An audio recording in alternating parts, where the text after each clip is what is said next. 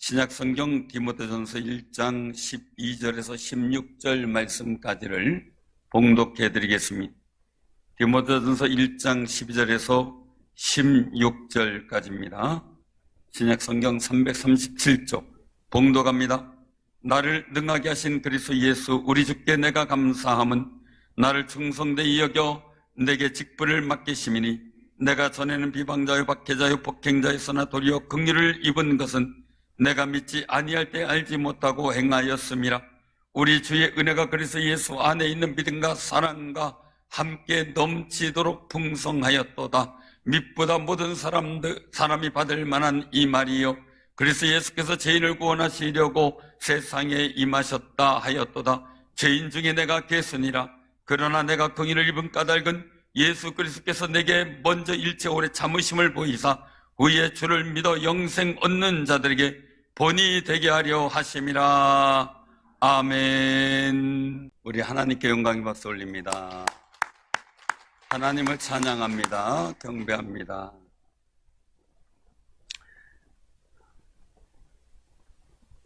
비가 오면 생물들이 활기가 차더라고요. 소나무에 물 주던 거 이제 안 줘도 되겠다 그냥 생각을 했어요. 사랑하는 성도님들, 그러나 우리가 여기서 더 나아가 하나님의 은혜가 늘상 여러분들에게 풍성히 임하는 놀라운 역사가 함께하기를 소망하면서 기도하시기를 바랍니다. 지난주에는 성경 본문 역대상 11장 9절에서 14절 말씀을 통해서 다윗의 용사라는 제목으로 말씀을 선포했습니다. 온 이스라엘이 헤브론에 모여서 다윗을 왕으로 세워요. 다윗이 하나님의 뜻을 따라 온 나라가 이 하나님의 나라를 세워가는 과정, 그것을 기록해 놓았는데, 거기서 하나님 도우심 속에는 그들에게, 즉 다윗과 함께 했던 용사들이 있었다는 겁니다. 그래서 9절에서는 결론적 수식어가 나오죠. 만군의 여호와께서 함께 계시니 다윗이 점점 강성하여 가니라라고 말입니다. 하나님의 도우심이 있었다는 겁니다. 우리 사랑하는 성도들 삶 속에도 하나님의 도우심, 기이한 도우심, 평안의 도우심이 늘 함께 하시기를 바랍니다. 그래서 소망하는 자에게 주시는 거죠. 그래서 소개되는 용사의 면모를 보면 용사는 해야 할 일이 있을 때 앞서 나가 사명을 감당하는 그런 용사인데, 그런 용사도 있었고, 또 문제점만 찾아내는 용사가 아니라 하나님의 약속의 말씀 속에서 그 문제점을 해결하는 탁월한 용사가 있었다는 겁니다. 또한 용사는 문제의 어려움을 피해가거나 도망하려 하지 않고 오히려 극복하고, 그리고 또한 그 속에서 하나님의 거룩한 영광을 만들어갔다는 겁니다. 우리가 신앙생활하면서 성숙한 믿음의 소유자라면, 용사다운 면모가 있다면 하나님의 소원을 이루어드리는 아름다운 마인드를 갖게 됩니다. 우리 사람은 내 소원에만 집중되어 있을 때가 많잖아요. 좋은 용사는 하나님의 소원을 생각하게 됩니다.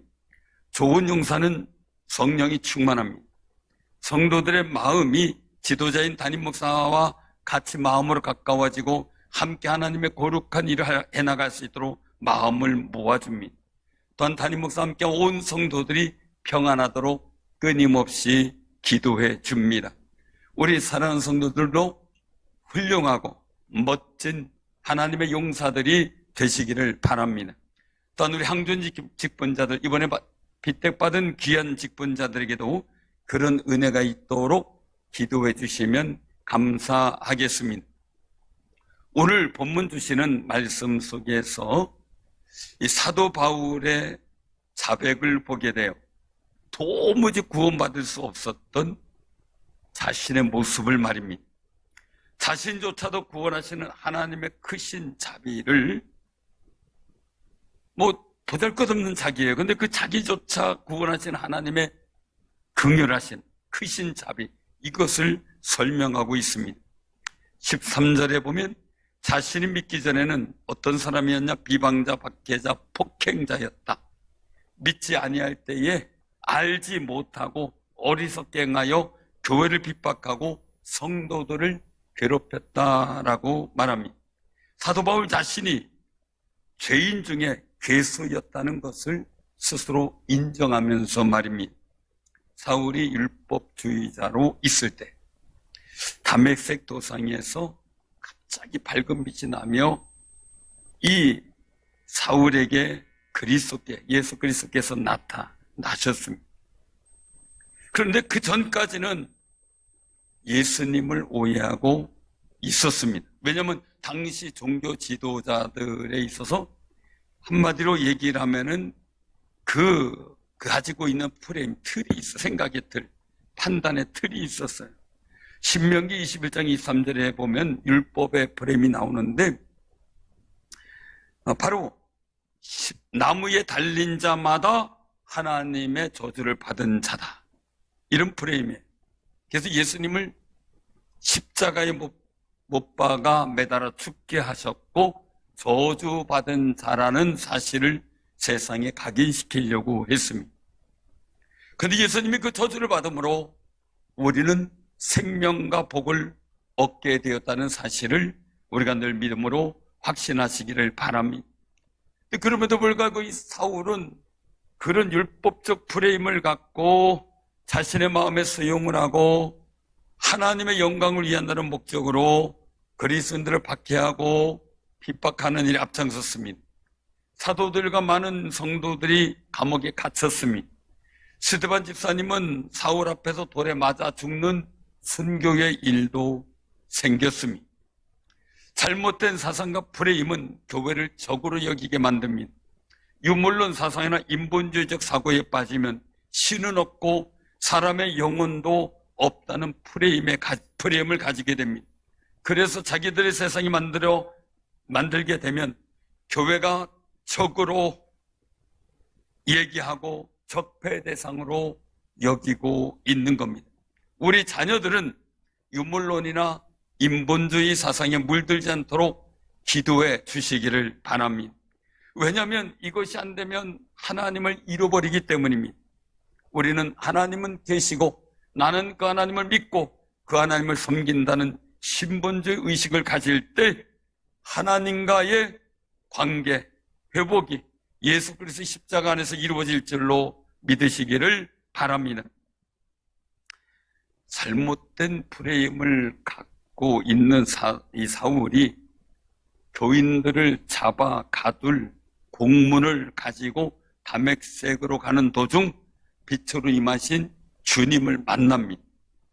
그리고 자신의 율법적 사상의 프레임을 포기하고 복음의 프레임, 하나님의 사랑의 프레임을 갖고 복음 전하는 사도로 변명한 겁니다. 예수님의 복음의 프레임을 가지고 봤을 때 모든 세상은 다 구원받을 사람이었습니다. 저주받아 죽었다고 생각한 예수님이 죄인을 구원하시려고 세상에 오셔서 십자가의 죽으심을 믿고 받아들임으로 복음의 틀을 가지니 복음의 사역자, 사도가 된 겁니다. 죄인들 중에 괴수였던 자신의 어리석음을 치유하기 위해 주님이 대신 고난받으시고 십자가에 죽으셨다는 고백을 하며 감사하는 것이 바로 사도 바울입니다. 그런데 그런 자신에게 직분을 맡기셨다. 거기에 감격하고 감사하고 있습니다. 사랑하는 성도님들, 우리가 성도라는 직분도 받았고 하나님의 자녀라는 직분도 받았고 교회 행정상 항존직과 소리집사의 직분도 받고 사역자로 권찰로 직분을 받고 있습니다. 그 은혜에 감격하고 에서처럼 하나님이 주신 장제 직분을 경홀히 여겼던 그 실소처럼 우리가 주님이 주신 거룩한 직분을 소중히 여기는 그런 일들을 통해 실수하지 않는 삶이 되시기를 바랍니다. 우리 옆에 분들도 인사 나누세요. 복 있는 직분 받은 것 축하드립니다. 감사합시다. 너무 감사하죠. 이런 은혜를 고백하는 사도 바울을 통해서 우리가 세 가지 하나님의 거룩한 뜻을 깨닫고자 합니다. 첫째는 충성할 줄로 기대하시는 하나님의 마음을 느껴라 하는 겁니다. 충성할 줄로 기대하시는 하나님. 사도 바울은 본문 12절에서 자신에게 능력을 주시고 자신을 충성되이 여겨주시고 직분을 맡겨주신 하나님께 감사하고 있어요. 너무 감사해요. 여기서 충성되이라고 하는 말은 헬라어로 피스톤입니다. 이 말은 신실하다, 믿을만하다라는 뜻입니다. 주님께서는 사도 바울을 신실하게 믿을만하게 여긴 겁니다. 하나님은 여러분들을 신실하고 믿을만하게 여겨주시는 줄로 믿으시길 바랍니다. 여기다라는 말은요, 마음속에 그러하다라고 인정하거나 생각하는 것을 말합니다. 아, 그래, 신실하고 믿을만하다라고 인정한다는 거예요.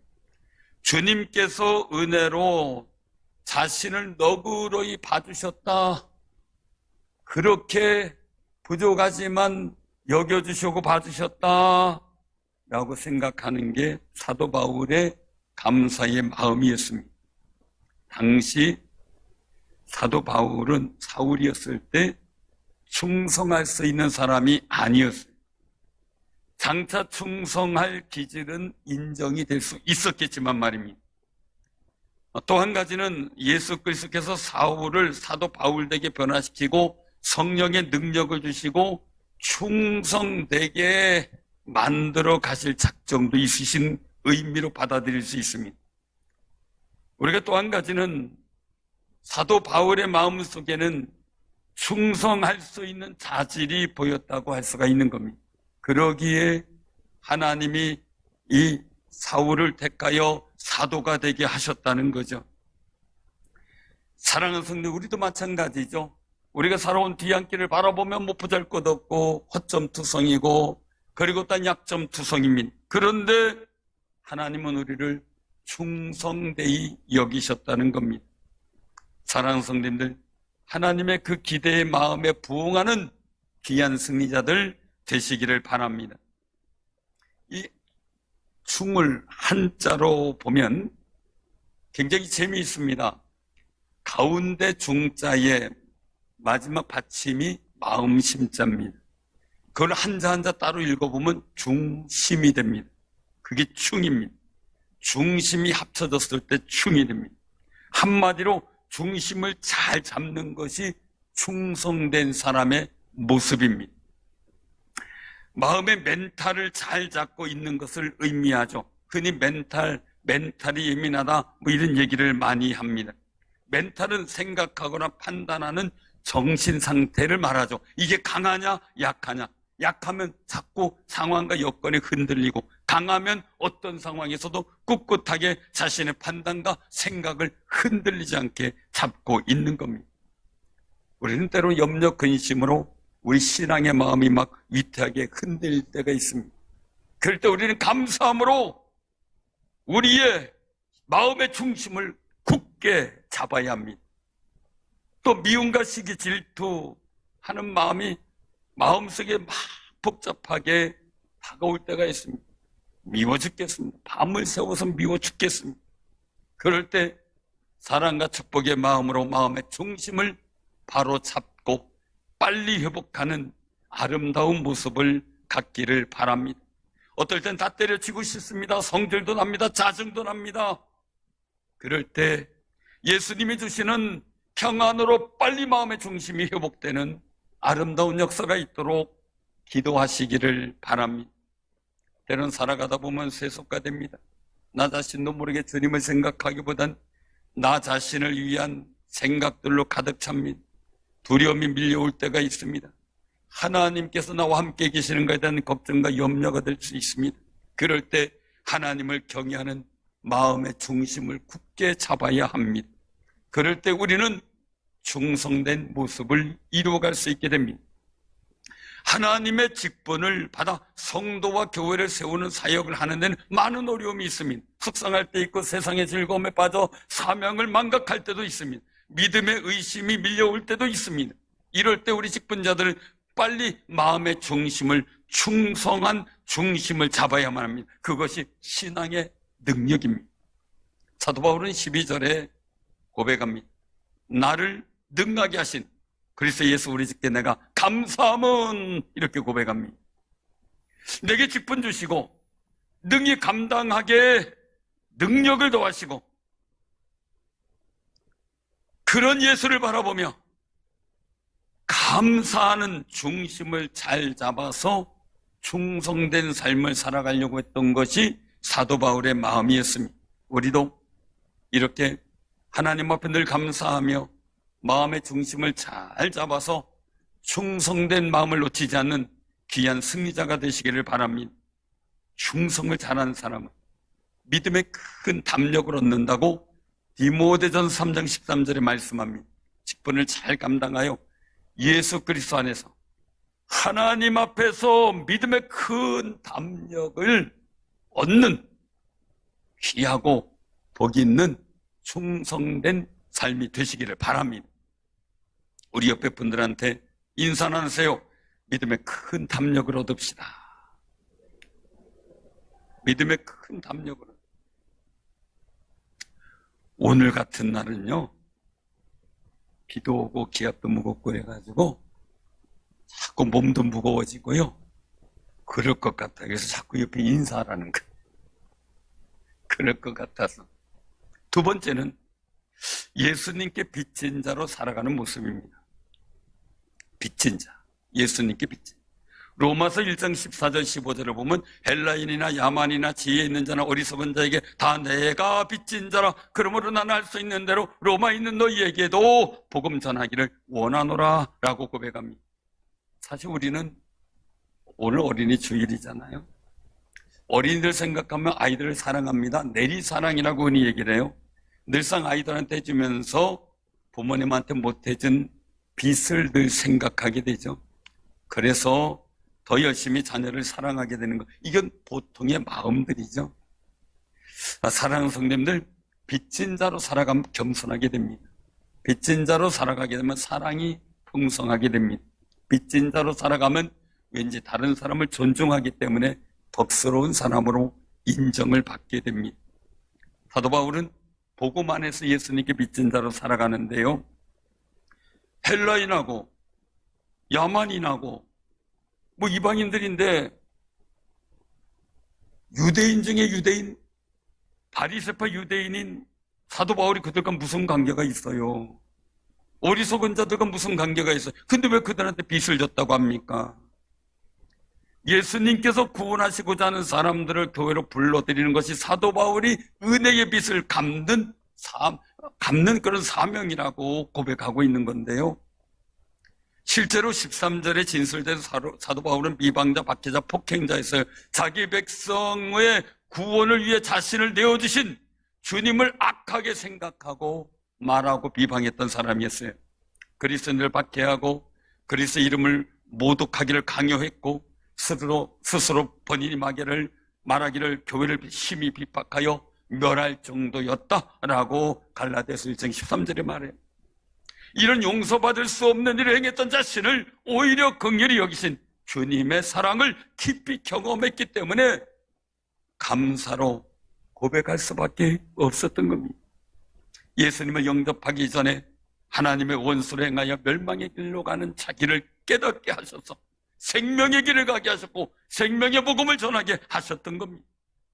자기를 악한 길에서 멈추고 생명의 길로 돌이키게 한 것 하나님의 긍휼하신 은혜라는 사실을 깨닫게 된 겁니다. 사랑하는 성도님들, 여러분들도 생명의 자리에 오고 하나님을 섬기는 그 자리에 있다는 그 사실 자체를 은혜로 깨닫고 감사하는 아름다운 삶이 되시길 바랍니다. 죽을 수밖에 없는 죄인을 하나님께서 도리어 긍휼히 베풀어 하나님의 은혜로 충만하게 되었습니다. 더구나 자신을 충성되이 여겨 하나님의 일을 맡겨주신 거예요. 우리도 마찬가지죠. 우리도 마찬가지. 사랑하는 성도님들, 신실하지도 않고 은혜를 입을 자격도 없는 사도 바울 자신에게 먼저 따뜻하게 다가오셔서 긍휼의 눈으로 바라봐 주신 하나님의 그 크신 은혜에 빚을 졌고 나를 십자가 달려 죽으신 예수 그리스도께 자기가 생명의 빚을 지게 된 겁니다. 그 은혜를 알게 된 사도 바울은 교회와 성도를 섬기는 직분을 감당하면서 그 은혜의 빚을 갚고자 한 겁니다. 사랑하는 성도님들, 예수님은 구원받을 자격조차도 없는 나 자신을 위해 성육신에서 이 땅에 오셨고 십자가의 고난을 받고 죽으셔서 다시 부활하심으로 우리에게 생명의, 영원한 생명의 역사를 부여하셨어요. 그리고 오늘 우리에게 신실하고 충성되이 여겨 직분을 주셨다는 겁니다. 성도로서, 서리집사로서, 또 하나님사 권사로서, 장로로서, 그리고 또 우리가 다같이 하나님을 섬기는 사역자로서의 아름다운 직분을 주셨다는 겁니다. 우리는 다 예수 그리스도께 빚진 자입니다. 예수님은 교회와 성도들을 잘 섬기는 것이 예수님을 섬기는 거라고 말씀하십니다. 나 혼자 신행성을 열심히 하는 것도 필요하지만 주님을 섬기는 것이 중요하다는 건데, 마태복음 25장 32절 이후로 보면 심판의 때를 보여줘요. 거기에 모든 민족을 구분합니다. 그래서 오른편에는 의인인 양이 있게 하고, 그리고 또 왼편에는 불의한 염소들이 있게 했습니다. 임금님이 이제는 판단을 하는데 오른편에 있는 의인들에게 얘기를 합니다. 내 아버지께 복을 받을 자들이여, 나와 장세로부터 너희를 위하여 예비된 나라를 상속받으라 라고 말씀합니다. 그 이후로 예수님이 줄이실 때 먹을 것을, 목마를 때 마시게 했고, 나그네 되었을 때 영접했고, 헐벗을 때 옷을 입혔고, 병들었을 때 돌보았고, 옥에 갇혔을 때 와서 보았다는 겁니다. 의인들이 반문합니다. 주여, 어느 때 주님이 우리에게 오셨습니까? 어느 때 내가 대접하고, 어느 때 찾아갔고, 어느 때 내가 물을 마시게 했습니까? 나는 주님을 만난 적이 없습니다. 그때 임금이 말합니다. 내가 진실로 너희에게 이르노니 너희가 여기 내 형제 중에 지극히 작은 자 하나에게 한 것이 곧 내게 한 것이니라. 판단의 근거입니다.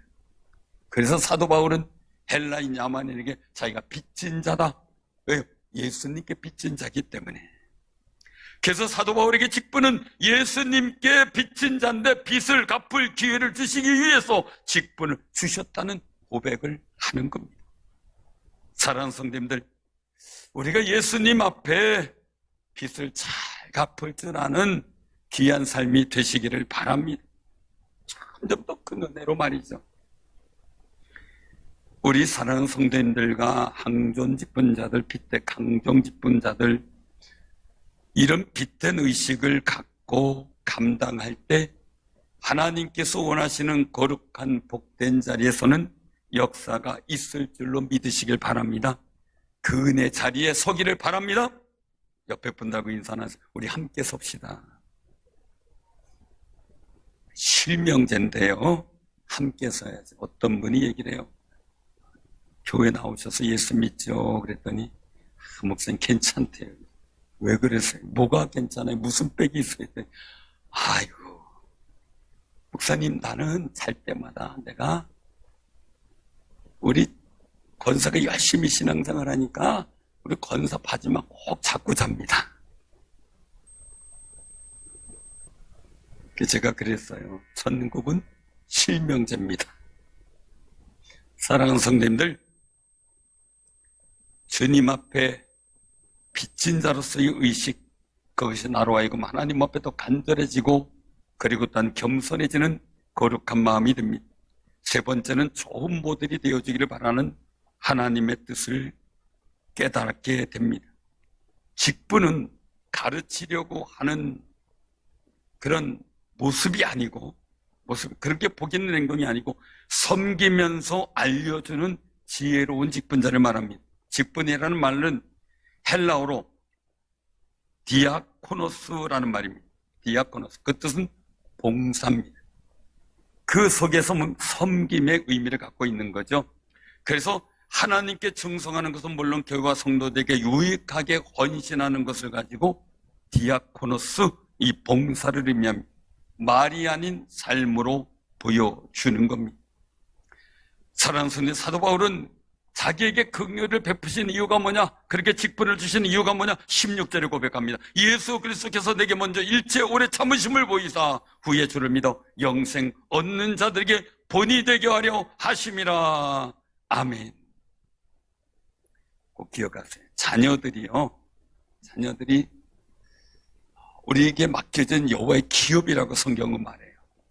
그럼 우리가 신앙생활의 본을 어떻게 보이고 어떤 삶을 살았느냐에 따라 그들에게 영향을 미치는데, 많은 분들 간증을 듣게 되고 이제 만나는 사람들마다 얘기를 듣게 되면 그래. 우리 아버지, 우리 엄마는 이런 분이었어. 끊임없이 기도하는 분이었고, 그저 물질학교 가면 하나님 앞에 헌신하는 분이었고, 우리 자녀를 위해서 끊임없이 축복해주는 그런 분이었어 라고 말하는 분들이 참 부럽더라고요. 정말 부럽더라고요. 우리 자녀들은 어떻게 이야기할까라는 고민도 한번 해봅니다. 사랑하는 성도님들, 우리에게 맡겨진 자녀들은 여호와의 기업인데 그들에게 내 신앙의 모범을 통해서 그들이, 우리 부모님은 하나님 앞에서 이런 분이었어, 복 있는 분이었어 자랑하고 간증하는 놀라운 역사를 만들어가는 아름다운 신앙의 삶이 되시길 바랍니다. 사도 바울은 전도를 맡았어요. 이방인 전도예요. 가는 지역마다 교회를 세워요. 근데 말할 수 없는 핍박도 받아요.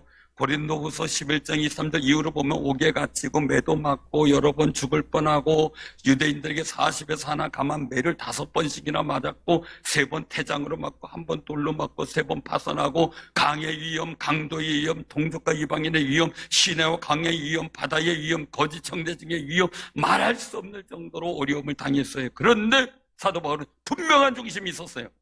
골로새서 1장 24절에 나는 이제 너희를 위하여 받는 괴로움을 기뻐하고 그리스도의 남은 고난을 그의 몸된 교회를 위하여 내 육체에 채우노라. 예수님은 우리를 구원하기 위해 십자가를 지셨습니다. 사도 바울은 예수님의 몸인 교회를 통해서 구원을 이루기 위해 십자가의 고난도 감당하겠다는 다부진 고백을 하고 있는 겁니다. 우리가 직분자로서 사도 바울 같은 고백이 있기 바랍니다. 상전직이나 우리의 직분은 액세서리가 아닙니다. 폼에 관계된 것도 아니고 명예도 아닙니다.